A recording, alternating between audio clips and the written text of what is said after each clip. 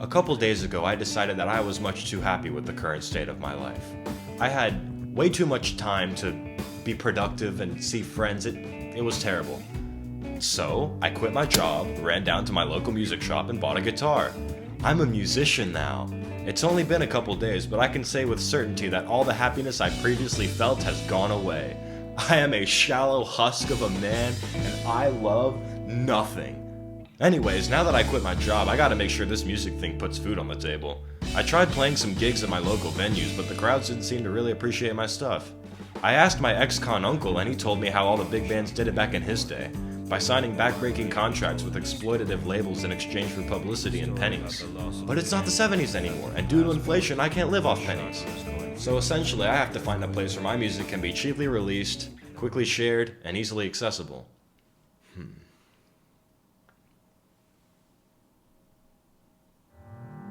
The hell is that thing?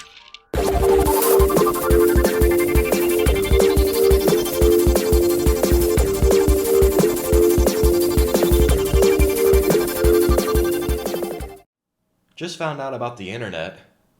Turns out a lot of my favorite bands got their start on here. With media sharing faster, cheaper, and more accessible than ever before, it's becoming easy for music that might never have found an audience offline to develop huge followings and fast.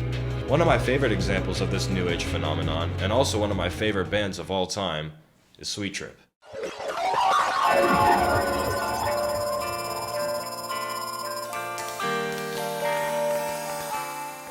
Sweet Trip are a Californian electronic noise pop band. Formed in 1993, the band's strange and unique blend of catchy, melodic songwriting and glitchy noise soundscapes had struggled to find an audience over the course of the late 90s and 2000s. With the internet still in its infancy and the local crowds not responding to their music, the band, consisting now of founding members Roberto Burgos and Valerie Cooper, had reached a stalemate that befalls many underground artists to this day. When the 2010s rolled around, Sweet Trip were ready to call it quits. But unbeknownst to them, a storm was brewing deep within the internet. Sweeping through now blossoming forums and music discussion boards, the internet was discovering Sweet Trip for the first time.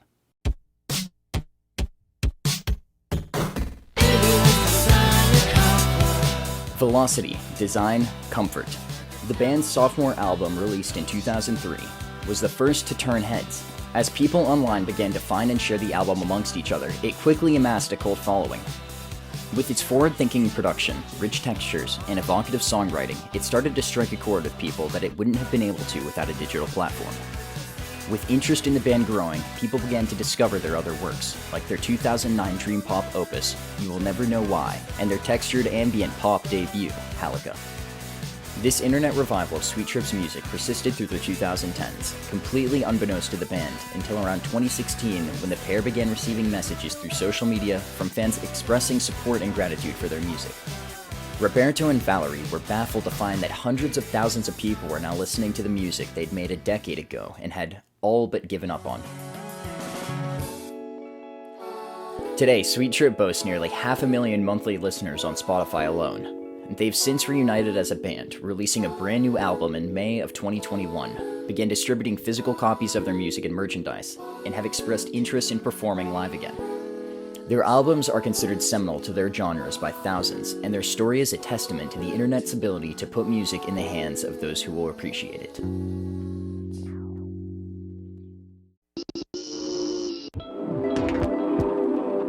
I only found out about the growing interest in the band a few years ago, maybe 5 or so, maybe more.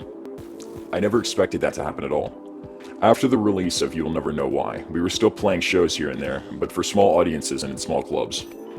After a while, I didn't see that we were getting any traction, and that's one of the reasons the band went on sleep mode for so many years. I think Valerie started to get DMs from people expressing their support for our music within the decade that followed, and I became aware of it all some years after. I always got the sense that we were just too weird and all over the place for any large group of listeners, or that people would come across our music and just give it a passing listen.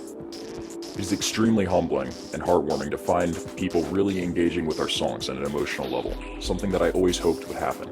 It is so mind-boggling to read what their favorite songs of ours are, and why. I think that in our unique situation, being directly confronted with all the love and support we get kind of makes us aware of people's expectations of us. This is something we've never experienced before, so it is all new to us, and therefore, if we don't check ourselves, it can induce some levels of stress. Overall though, the internet is a powerful tool, absolutely. We are able to communicate with fans a lot faster, promote our work better, and keep fans interested in what we do on an ongoing basis, whereas 2 decades ago, our interaction and exposure was solely done through the records and live performances. We were bad self-promoters when we first started out, so I say, learn to promote your music early on, and be aggressive yet sensible about it. It is a lot of work, but work that will benefit anyone who wants to be heard. Think of it as being in a group of people all trying to get a point across. One needs to have the skill set to be able to interject and say something, but it can't be done by yelling or screaming, right? And on the flip side, points won't ever get across if a person doesn't know how to make an interjection, or is just too coy to speak up. The rise of the internet has drastically shifted the paradigm of music culture. Nowadays, music can be discovered, consumed, and shared by people across the planet from the artists who made it. Artists have begun to recognize the internet as a powerful tool for sharing and marketing their music, now being able to bypass the need for a record label or promoter. My favorite allegory of such a development happens to be a band that did so accidentally.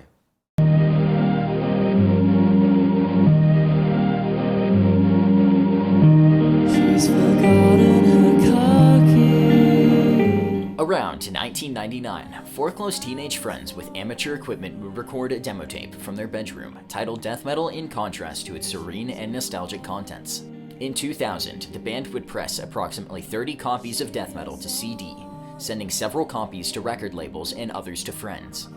Ultimately, the band received no response from the record labels, and in 2001, the members would disband and forget about Panchiko. However, this was far from the end of the story.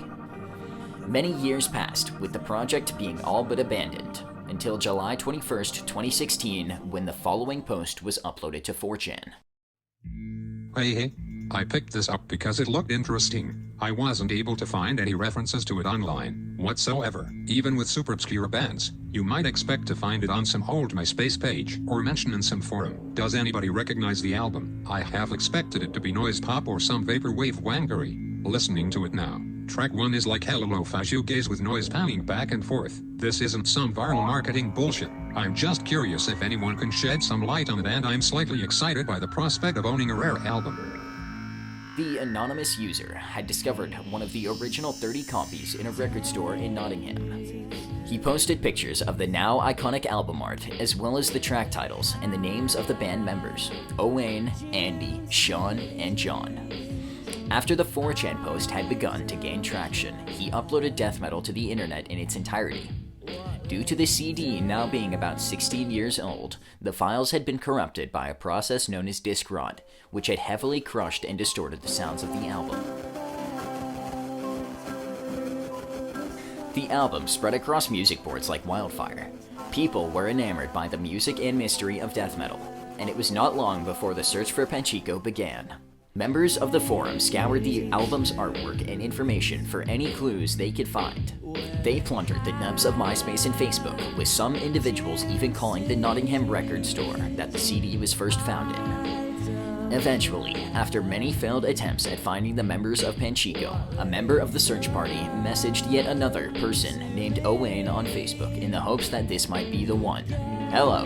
You'll probably never read this, but are you the lead singer of Panchiko? Nobody was prepared for the following day, when at last the response came. Yeah.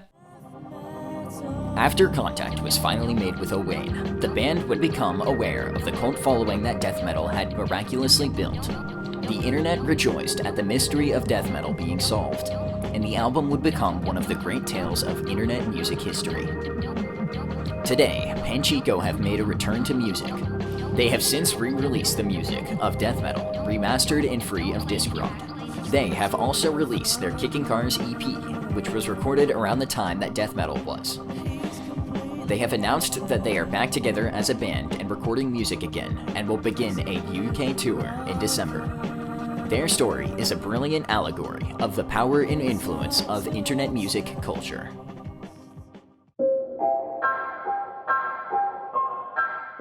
Shock, amusement, happiness. When I first found out, I was a bit confused. There's so much good music on the internet, so it felt really strange that the music was getting attention. It was awesome to be a part of this strange and magical convergence of events. Yes, it does surprise me that the music connected with people, as the songs were really old demos and not fully realized. The subject matter, talking about anime and other geeky things, was not necessarily unique at the time, but was less common. Nowadays, people are more exposed to niche anime and geeky stuff, so I can see why it speaks to some people. I like the idea that something we did has brought people together. Because we have a cult following that is small, the internet's a really powerful tool. Also, we wouldn't be doing what we are now without it. It's great to think that artists can get a second chance or communicate directly with their audience to form communities that enjoy what they want to hear. The internet has helped us out greatly to connect with those that like our music. We tried to comment back as much as we can, as it's really important to acknowledge that as an artist, your fans are the ones who got you to where you are. Having said that, it can take up time, so artists have to manage more to make sure there's time for writing and making the music. I'm truly grateful to have been a part of this, and to know that the internet can still be a positive place for connecting with people, sharing creatively. All the best, Owain. The internet has changed the music industry in a significant and permanent way. Because the whole world is connected, the door has opened for artists of all kinds to find an audience. The concept of a record label as a necessity is becoming old-fashioned, and power is being placed in the artist's hands for the first time. For every new age internet phenomenon discussed today, there are 1,000 more brewing in the internet underground. Such is the nature of internet music.